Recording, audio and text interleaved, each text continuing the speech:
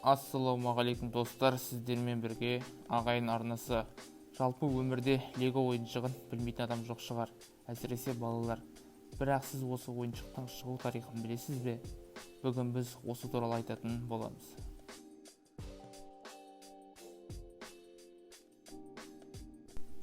Оле Крик Кристиансен 1891 жылы 7 сәуірде елдің батысындағы Данияның Билунд қаласының солтүстігіндегі шағын Филскоф ауылында дүниеге келді.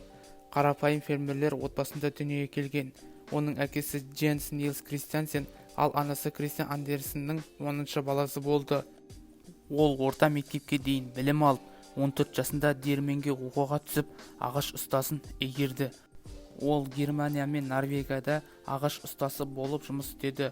Онда болашақ әйелі Кристина Сиренсенмен кездесті. 1917 жылдың басында олар бірге туған Данияға оралады.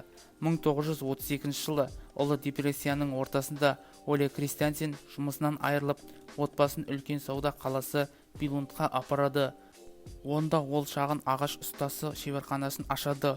Ол әлемді қаржы дағдарысы кезінде сұраныс күрт төмендеген ағаш баспалдақтар мен үтіктеу тақталарын сату арқылы негізгі пайда әкелді. Көп ұзамай Кристиансеннің әйелі Кристин қайтыс болып, оны 4 ұлын тәрбиелеуге қалдырды.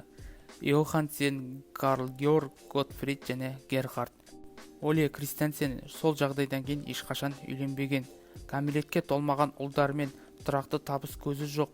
Оле Кристиансен өзінің шағын бизнесін сақтап қалу үшін шұғыл түрде жаңа тауашаны іздеуге мәжбүр болды. Ол оны тез тапты. Ағаш ойыншықтар өндірісіне сұраныс бүкіл Еуропа мен әлем үшін қиын экономикалық кезеңдерде де үнемі жоғарғы болып қала берді. Оленің негізгі көмекшісі оның 3-ші ұлы Готфрид Крик Кристиансен болды. Ол анасы қайтыс болғаннан кейін 12 жасында әкесімен бірге жұмыс істей бастады. Ойыншықтар өндірісін бастағаннан кейін Кристиансен өз компаниясының атын іздей бастады. Шағын шеберхананың барлық жұмысшыларына өз нұсқаларын ұсыну тапсырылды. Ресми аңыз бойынша ең сәтті нұсқа үшін сыйлық үйдегі керемет шараптың бөтелкесі болуы керек еді. Оны Данияның лег гуд сөздерінен легі аббревиатурасын құрастыру арқылы жеңіп алды, және оның мағынасы жақсы ойна дегенді білдіреді. 1936 жылға қарай компания жақсы клиенттік базаға ие болды. 42 түрлі ағаш ойыншықтардың ассортименті және штатты кеңейте бастады. 40-шы жылдары фирма үшін оның кейінгі тарихына әсер еткен түбегейлі өзгерістер кезеңі болды. 1942 жылы жалғыз Кристиансен фабрикасы мен қоймасы өртеніп кетті, бірақ тез арада шеберхана қалпына келтірілді. Американдық жазушы Анисом Риггс өзінің психикалық жіп кітабында 1943 жылға қарай кәсіпорын жұмысшыларының саны 40-қа жетті деп жазды. Бір жылдан кейін 1944 жылы Оле Крик Кристиансен компанияны ресми түрде Лего Билунд AC деп атады. 1947 жылы Оле Ұлыбританияда Кидди Крафт негізін қалаушы Хиллари Фишер Пейдж әзірленген және патенттеген Кидди Крафт құрылыс блоктары деп аталатын британдық ойыншықтың прототиптеріне тап болды. Бөлшектердің үстіңгі жағында қазықтар мен қуыс түбі болды. Бұл балаларға оларды біріктіріп, күрделі құрылымдар жасауға мүмкіндік берді. Конструктор идеясы Кристиансенге ұнады. Бірнеше жылдан кейін ол өзінің ойыншық құрылыс блоктарын жасауға тырысты. Рас, Легоның алғашқы конструкторлары қазіргі заманғы жиынтықтарға мүлдем ұқсамады. Біріншіден, олар ағаштан жасалған, екіншіден, бөлшектерде олардан жасалған конструкторлардың тұрақтылығын едәуір жақсартатын арнайы түтіктер жетіспеді. Сонымен қатар, әлем пластикалық ойыншықтарға әлі дайын емес сияқты көрінді. Анисом Риггс жазғандай, олардың 50-ші жылдардың басында сатылымы ең жақсы жағдайда орташа болды. Дегенмен Лего бірте-бірте жарқын пластиктерге ауысып, ағаш бұйымдарынан алыстай бастады.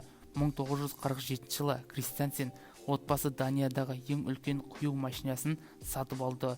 Бұл оларға пластик ойыншықтардың жаппай өндірісін бастауға мүмкіндік берді. Оле Крик Кристиансен өз компаниясының гүлденуін таппады. Өмірбаяншылар Лего әлемдік брендті құрудағы көптеген жетістіктерді Оле Готфрид Кристиансеннің ұлы деп санайды. Оленің ұлы Готфрид бала кезінен әкесінің ісіне қатысқан. 1950 жылы ол қазірдің өзінде дамыған компанияның кіші вице-президенті болып тағайындалды. Лего блоктарын біртұтас ойын жүйесіне айналдыру идеясы Готфридке тиесілі. 1953 жылы Лего дизайнердің толық жиынтығын сата бастады. Ал 1954 жылы компания өзінің өнімі Лего Муристен үшін сауда белгісін алды. Компания 1955 жылы Лего Play жүйесін ресми түрде іске қосты. Лего ойыншықтар әлемі 28 түрлі жиынтықтар мен 8 ойыншық машиналардан тұрды. Шпилка мен түтікті біріктіру жүйесі заманауи Лего кірпіші 1958 жылы 28 қаңтарда 1358-де патенттелген. Бұл конструктордың бөлшектерін әлде қайда берік байланыстыруға мүмкіндік беретін мүлдем жаңа технология болды. Айтпақшы, технология содан бері өзгерген жоқ. Сондықтан теориялық тұрғыдан 58-ші Лего конструкторлары мен оның заманауи инкарнациялары толығымен үйлесімді. 1958 жылы 11 наурызда 66 жасында Лего негізін қалаушы Оле Кристиансен қайтыс болды. Отбасылық бизнесті басқаруды Готфрид бірден өз мойнына алды. Ол соңғы жылдары компанияны операциялық басқарудың көп бөлігін өз мойнына алды. Сонымен қатар Лего барлық кірпіш емес Лего өнімдерін Bull Fix брендімен сатуға шешім қабылдады. 1960 жылы 4 ақпанда Лего ағаш шеберханасы орналасқан ғимаратқа найзағай түсіп, өндіріс өртеніп кетті. Бірақ сол кезде Лего пластикалық ойыншықтары бүкіл Данияда және Еуропаның көптеген елдерінде сатылды. Конструкторларды Америкаға импорттау туралы келісімдер жасалды.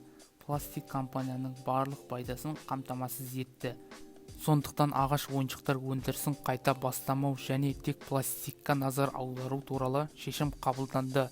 1962 жылы Лего ойыншықтарын ақш-қа импорттай бастайды.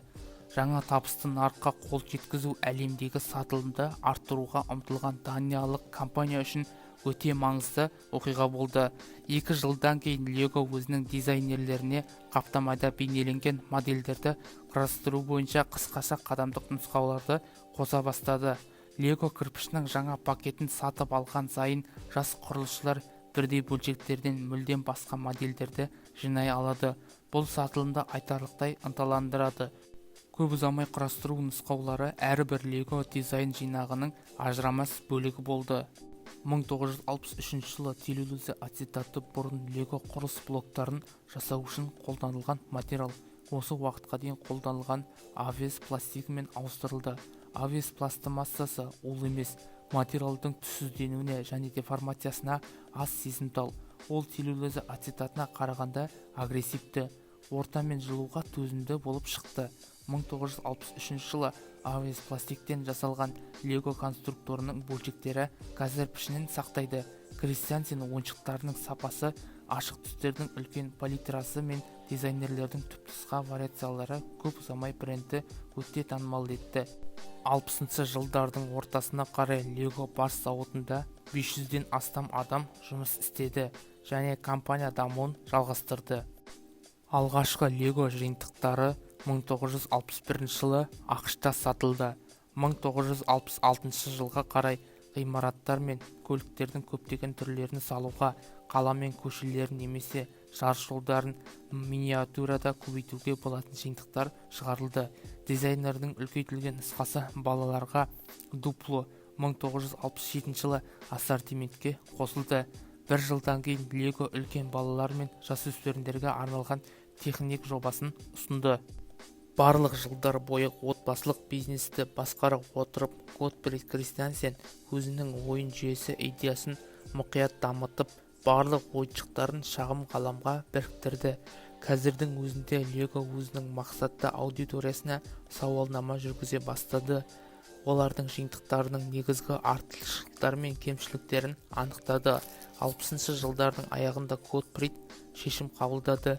Лего ойыншықтан нақты әлемге шығатын уақыт келді. 1968 жылы 7 маусымда Лего өзінің алғашқы Лего Ленд ойын-сауық саябағын ашты. Ол Билундтағы 59 гектар жерде салынды және бірден бүкіл Данияның балаларға арналған орталығына айналды. Айтпақшы, 1990 жылы мен 2000 жылдары Лего бүкіл Европа мен Америкада осындай саябақтар желісін салуды жалғастырды. Әйгілі Лего логотипі қызыл фонда қара және сары түсті ақ сызбалар 1973 жылы жасалған. 1974 жылы Даниядан тыс жерде швейцариялық барда алғашқы Лего зауыты ашылды. 1979 жылы Готфрид Кристиансен Лего тізгінін өзінің ұлы Кьелт Кристиансенге тапсырды. Ол компанияны 2004 жылдың қазан айына дейін басқарады. Оның есебінде де бірнеше жаңалықтар бар. Олар Легоға кішкентай сатып алушылардың кірісі мен адалдығының үлесін әкелді. Сол 79-да компания өзінің алғашқы шынайы тақырыптық жиынтығын Legoland Space шығарады. Ғарыштық жиынтықтың жетістігі Лего дизайнерлерін көптеген жүздеген түрлі тақырыптық коллекциялар жасауға итермелейді. Айтпақшы, 2008 жылы компания тіпті арнайы Lego Ideas интернет ресурсын іске қосады. Оның пайдаланушылары дизайнердің тақырыптық жиынтықтар үшін жаңа идеяларды ұсына алады. Іске асырылған идеялардың авторларына компания 1% роялти төлейді. Кьелтің Лего жетекшісі ретіндегі тағы бір еңбегі Лего минифигурдың пайда болуы. 1978 жылы шыққаннан кейін көп ұзамай Лего әлемдерін қоныстандырған миниатюралық пластикалық кейіпкерлер, сонымен қатар Лего техника ойыншықтарының жаңа желісін ашады. Рас, бұл жиынтықтарды созылатын ойыншықтар деп атауға болады. Әдеттегі конструктурлық бөлшектерден басқа Лего техник құрамына тісті тоңғалықтар мен болттар, түйреуіштер кірді. Соның арқасында күрделі техникалық функциялары бар жетілдірілген модельдер жасауға мүмкіндік туды. Кейінірек серияның кейбір жиынтықтарына тіпті шағын электр қозғалтқыштары да енгізілді. 90-шы жылдарға қарай Лего өзінің Lego Mindstorms бағдарламалық платформасы бар робот дизайн жинақтарын шығара бастады. Кьелт Кристиансеннің тұсында Lego сонымен қатар онлайн ойын-сауық әлеміне алғашқы қадамдарын жасады. 1997 жылы алғашқы Lego бейне ойыны таныстырылды. 90-шы жылдардың аяғынан бастап компания әйгілі фильмдердің кейіпкерлеріне арналған тақырыптық жинақтарды белсенді түрде шығара бастады. Lego Star Wars, Гарри Поттер, Спанч Боб және тағы басқалар. 2003 жылы компания өзінің алғашқы ұзаққа созылған қаржылық дағдарысын бастан өткерді. Дизайн жиынтықтары компьютерлік ойындардың жарылғыш танымалдылығына байланысты балалар үшін тартымдылығын ішінара жоғалтты. Lego группқа әлемнің әртүрлі елдеріне пайда әкелмейтін көптеген жылжымайтын мүлік жүктемесі басылды. Жаңа жобалардың көптігі компанияға маркетингті қалыпты жоспарлауға және логистиканы түзетуге мүмкіндік бермеді. Компанияның шығыны Lego Group ресми есептеріне сәйкес жыл соңына қарай 220 миллион құрады. Дағдарысқа қарсы шаралары мен жаппай қысқартуларға қарамастан келесі жылы шығын тағы 20%-ға өсті. Сонымен бірге компания жағдайының ауырлығын түсініп, Lego Group бас директоры қызметінен Дания ойыншықтар империясының негізін қалаушы немересі Кьелт Кристиансен кетеді. Компанияның 72 жылында алғашқы рет компанияны Кристиансен Йорган Биг Кнуструптың отбасы мүшелерінен тыс жалдамалы менеджер басқарады. Маркетинг журнал солушы Тодд Вейер жазғандай, жаңа бас директор компанияның стратегиясын толығымен қайта бағыттады. Ең алдымен ол кейбір өндірістерді Еуропадан арзан елдерге көшірді. Швейцариядағы ірі Лего зауыты жабылды. Қазіргі уақытта Лего дизайнерлері негізінен Данияда, Венгрияда және Чехияда шығарылады. Бірақ өндіріс орындары Мексикада да бар. Кнут Строп зиянды шетелдік жылжымайтын мүлікті және басқа активтерді сатты. Legoland саябақтарына лицензия берді, жұмысты оңтайландырды және олардың шығындарын қысқартты. Ол сондай-ақ компаниялар тобында бағдарламалық жасақтама, интерактивті ойындар және цифрлық дизайн сапасын іске қосуды талап етті. Бұл қайта құрулардың нәтижесі Lego фильмдерінің және Star Wars және Disney өнімдеріне негізделген компанияның жаңа өнім желілерінің үлкен жетістігі болды. 2005 жылға қарай компания қайтадан плюске шықты. Жылдық кірісі шамамен 100 миллион болды. Келесі 12 жылда Lego Group өсімін жалғастырды. Мексика мен Венгрияда өндірістік қуаты кеңейді, пайда өсті. 2011 жылы компанияның ресми сайтының мәліметі бойынша Lego Group әлемдік ойыншықтар нарығының 7,1 үлесін иеленді. Бүкіл әлем бойынша компания штатында 10 мыңға жуық адам жұмыс істеді. 2015 жылға қарай компания сатылымы 2,1 миллиард болатын әлемдегі ең ірі ойыншықты өндіруге айналды. CNN мәліметтері бойынша 2016 жылы бұл көрсеткіш 6,6 миллиардқа жетті. Ал компанияның штаты 19 мыңға жуық адам болды. 2017 жылдың 4 қыркүйегінде Легоның соңғы 10 жылдықтағы жеңіс сериясы бұзылды.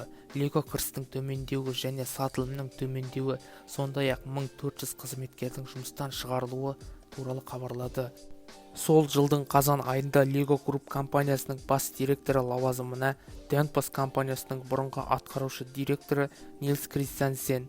Айта кетейік, Нильс Кристиансен компанияның негізін қалаушылардың туысы емес. Содан кейін ресми шығарылымда компания табыстың жоғалуы Lego дәстүрлі бәсекелестерімен Mattel және Hasbroмен ғана емес, сонымен қатар технологиялық алыптармен де бәсекелесуге тура келетін бәсекелестік ортаға байланысты екенін айтты. BBC мәліметтері бойынша компания 2018 жылы қайтадан өсуге қол жеткізді. Пайда 4%-ға 10,8 миллиард дедкорынға дейін өсті, ал сатылым 4%-ға 36,4 миллиард дедкорынға дейін өсті. Lego Group'ты әлі күнге дейін Кристиансендер отбасы және оның қорлары басқарады. Достар, бүгінгі видео ұнады ма?